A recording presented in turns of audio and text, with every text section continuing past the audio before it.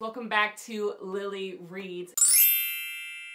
In today's video, I want to talk about some underrated books that I think that you should pick up.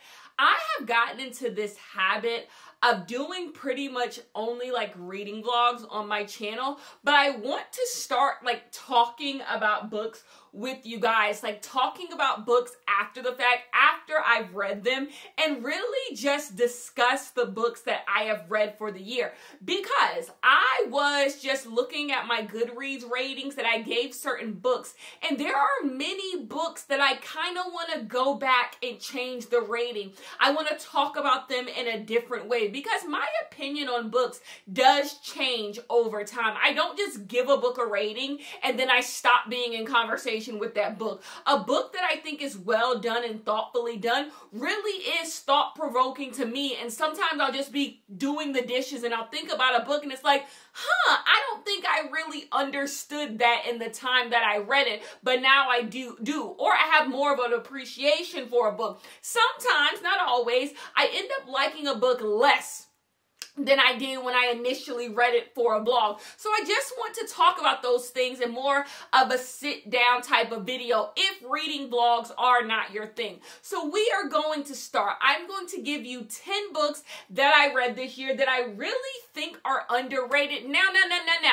I do not mean that these books have not gotten love from some people. I just think in the spaces that I think you frequent and I frequent, this book hasn't been given its 10. I think there's a lot of places on the internet where people talk about books and certain books get a lot of praise, but these are the books that I believe should be getting some praise. So let's get on into it. We have books from all over the diaspora, but let's go. The first book I want to discuss is Steelhouse Lake by Rachel Caine. So in this book, we are following a mother of two.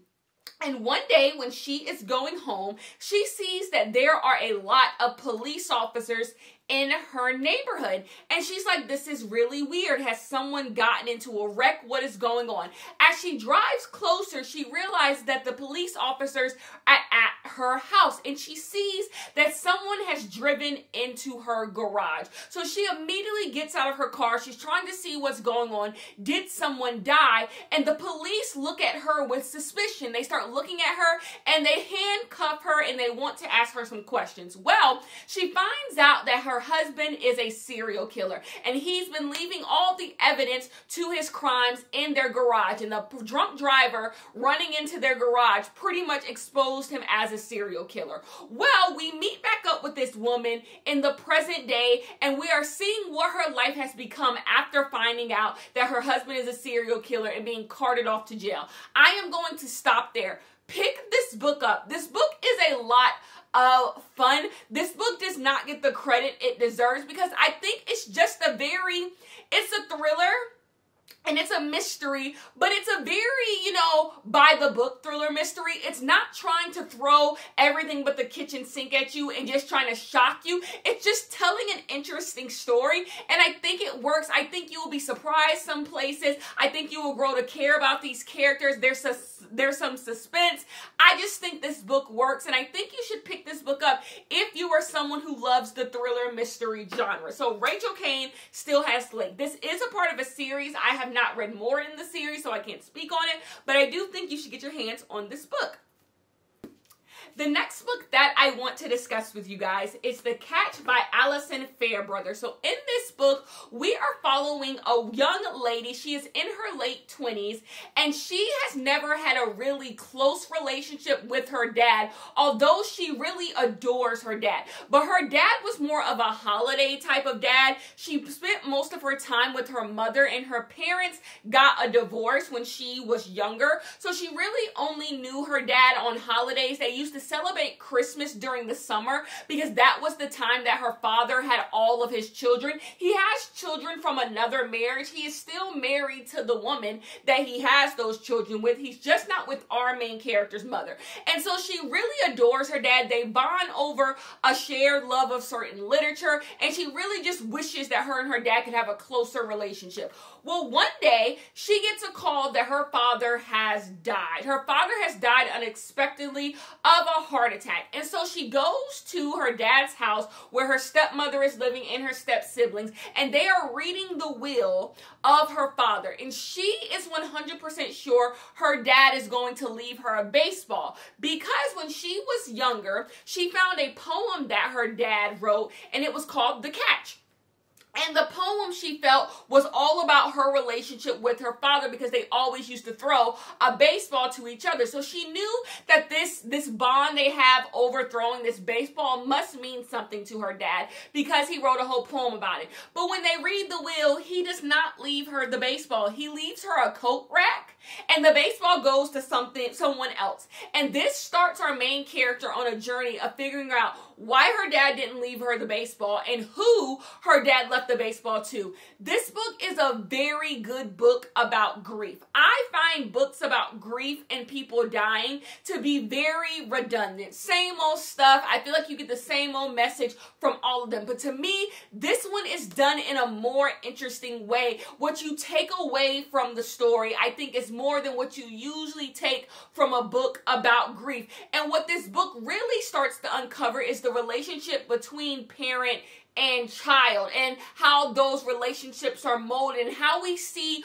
our parents as real people and how we see them as parents, and how those two things can exist at the same time. I really enjoyed this book. This is one of those books I read this year that I continue to think about, and I think you should get your hands. The next book that I think you should get your hands on that not a lot of people are really talking about is If I Had Your Face by Frances Cha. So in this book, we are taken to Seoul, Korea, and we are following a group of women who are all kind of part of the nightlife in Seoul. And the thing that binds all of these women together is, number one, being friends. They are all either close friends to each other or they are loosely friends with each other. They all are young and live in Seoul. But the most important thing is that all of these women have an attachment to beauty politics in a different way. So because we are dealing with the nightlife in Seoul, you have a lot of women trying to change the way that they look, change their body, change their face in order to be seen as beautiful in this world. And that's pretty much all this book is about. And you're following different women, but the story is all the same, all in the same time, all in the same place. And it's just how they're all dealing with being young in Seoul. What I love the most about this book is an interesting take on the financial gain, the systemic gain, and the societal gains that come with beauty.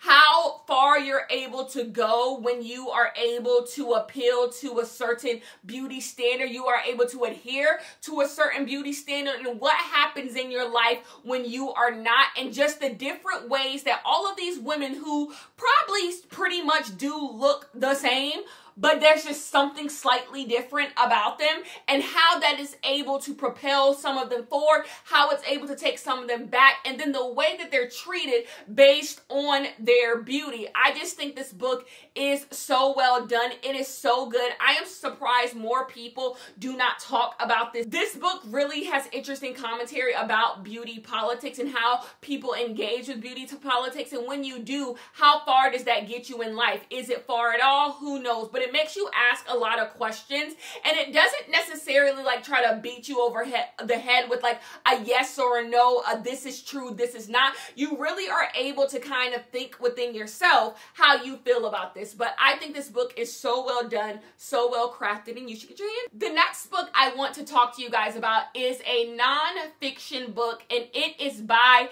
an actress, All the Women in My Brain and Other Concerns by Betty Gilpin. Of all the nonfiction I've read this year, and unfortunately it has not been a lot, this is the book that I continue to think about. So in this book, we have a collection of essays, and Betty Gilpin is pretty much breaking down her feminist theories and feminist ideas she has gained through her experience as a woman, obviously, and being an actress, trying to be an actress in Hollywood. And you're just going through her life. So you're getting this memoir and you're going through her life, but you're also at the same time getting this feminist commentary, and you're getting these reflections from Betty Gilpin about what she's going through in her life and what she's learned. I think this book is so well done.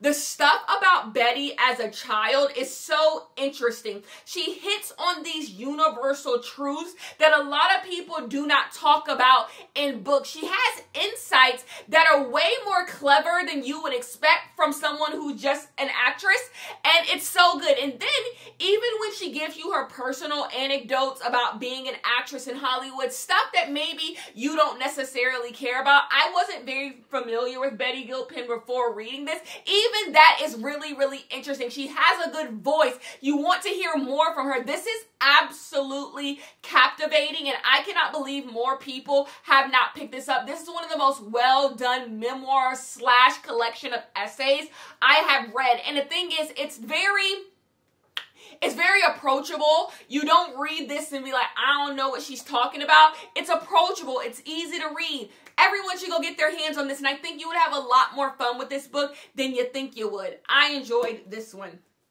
The next book that I think you should get your hands on, and that is severely underrated, it has less than 800 reviews on Goodreads, is Again and Again by Jonathan Evison. So in this book, we are following a man who claims that he is 102 years old, and he is in a nursing home, and he is ready to die. He is exhausted, and he is over it. Well, one day, a guy who cleans up his room by the name of Angel strikes up a conversation with him, and reluctantly, our main character, who's 102, says, you know what?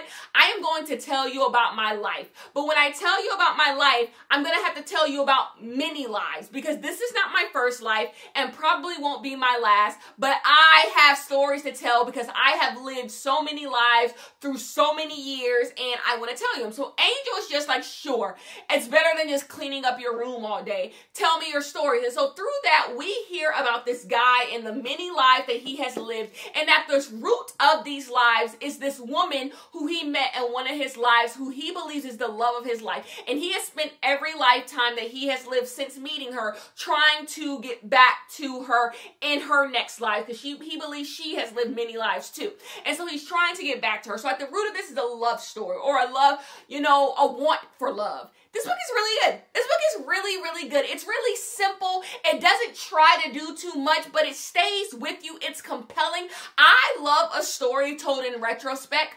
I love when someone is going back in time, reaching back into their mind and telling you a story, because they add different commentary. I love the commentary. I love the present commentary, talking about the past and their insights that they're having. I love it. It's one of my favorite ways to be told a story, or to be a story to be told in a book, and this did not disappoint. I think you should get your hands on Again and Again by Jonathan Evison. Next book I want to discuss with you guys is Thin Girls by Diana Clark. Now, I will say trigger warning for eating disorder and self-harm, because that is in this book. Also, sexual assault. This is obviously me saying that a heavy book. And if you can handle that, this book is really, really enjoyable. So in this book, we are following a woman who is in an eating disorder prison almost.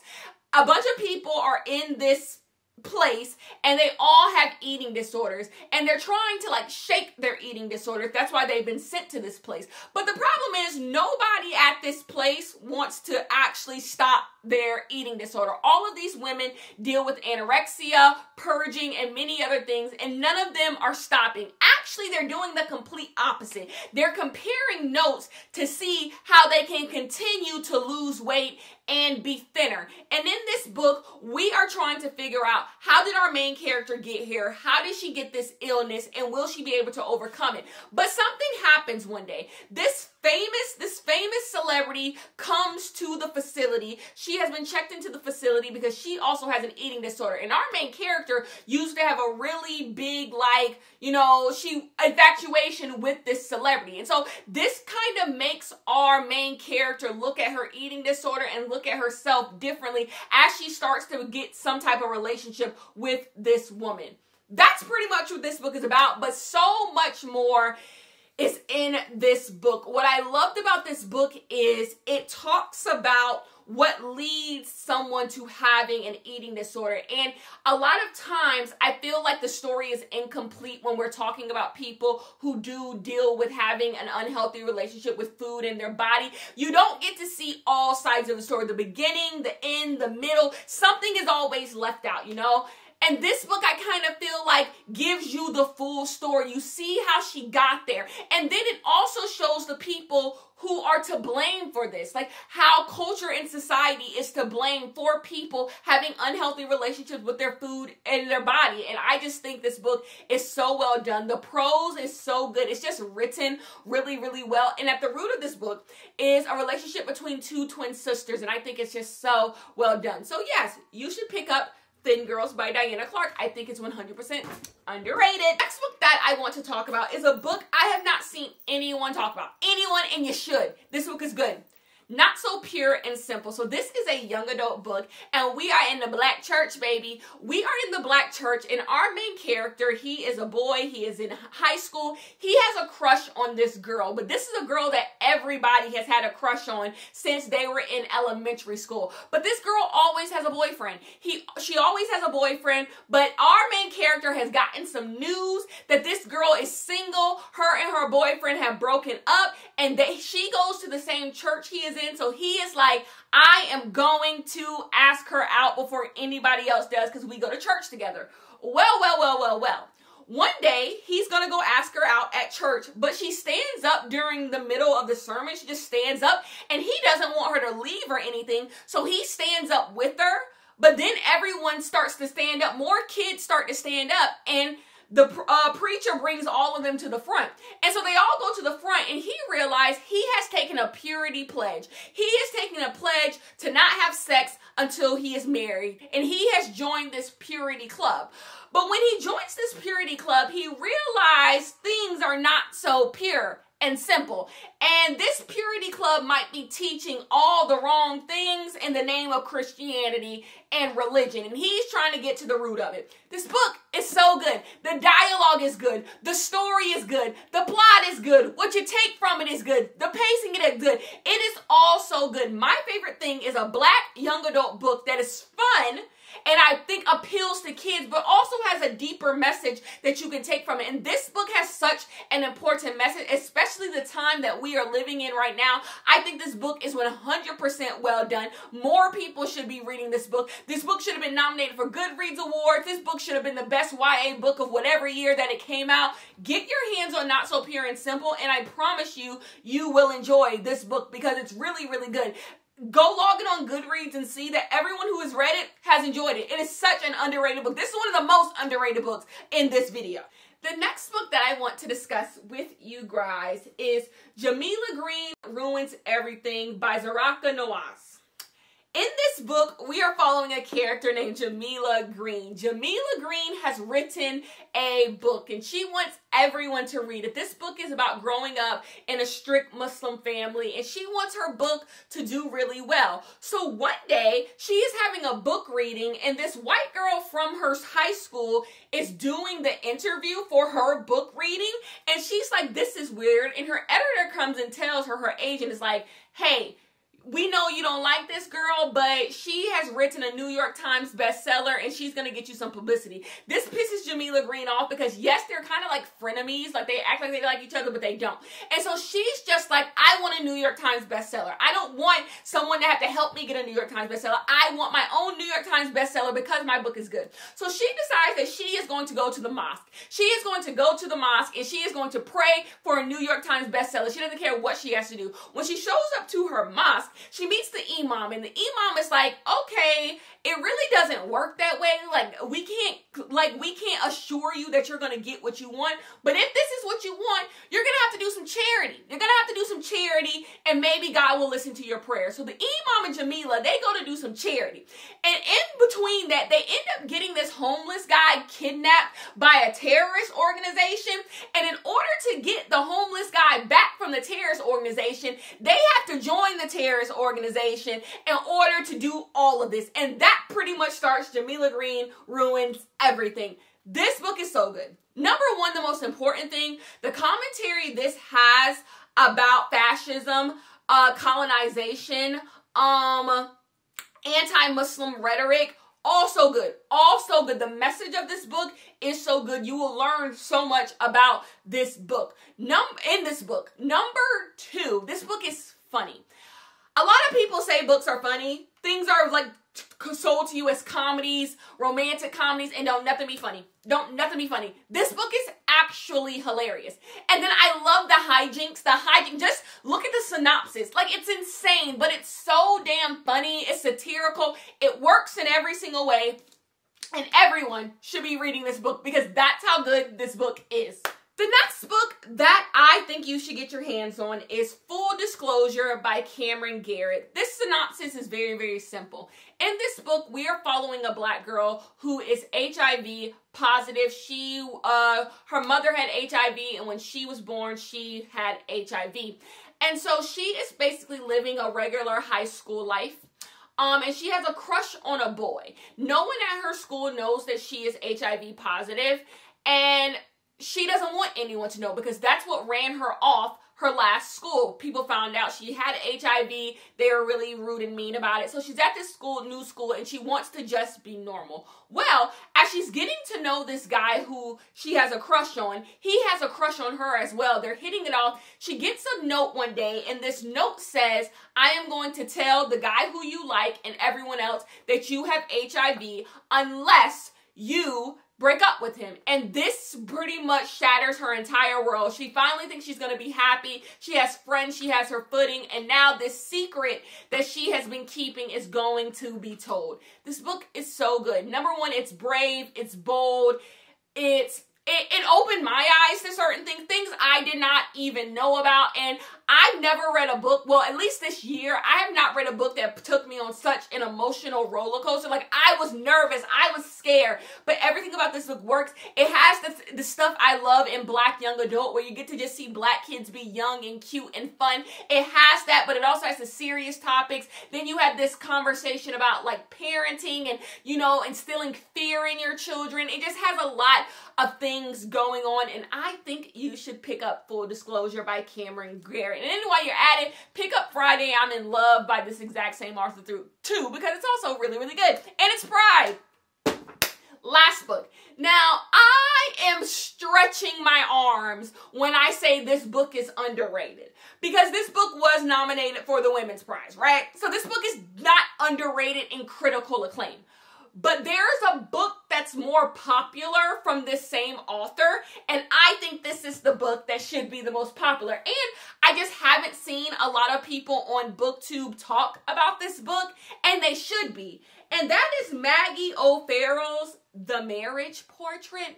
So in this book, we are following a young girl who has been married off to a man because both of them come from very powerful royal families, and, you know, alliances have been made. And so she gets married off to this older man, not very old. She's only like 14. This guy's like 22. So, like, he's old compared to her.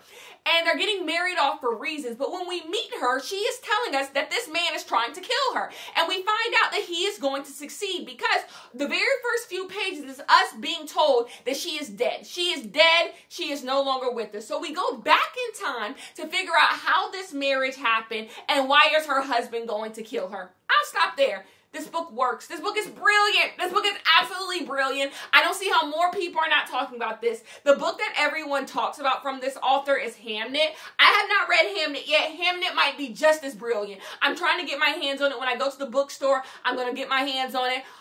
But this absolutely blew me away. More people should be reading this book. More people should be talking about this book. I cannot believe I did not see this book in people's best books of 2023, because it should be. Everything about this book worked. Everything about this book worked. I think this book is brilliant. Get your hands on it. And boom. Those are the 10 underrated books that I think you should read, that I read these years. You should be talking about them. Anyways, I will see you guys in the next one.